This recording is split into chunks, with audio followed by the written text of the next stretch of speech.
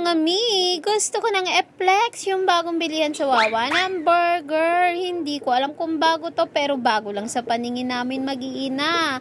So nakakatuwa lang dahil ang mumura ng kanilang paninda at sulit na sulit talaga sa laki.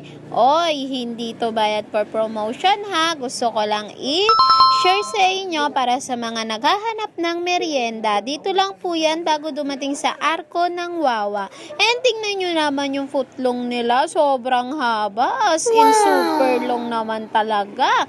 At sa haba nga ng footlong nila, kung tawagin na ay super footlong, ang haba naman talaga. Kita nyo yung tinapay, 'di ba? At ang in-order lang naman namin dyan ay ang classic burger. At meron din silang cute size na pizza na nagkakahalaga ng 47 pesos. 4 na piraso kasya na para sa 2 taong matakaw. Charis!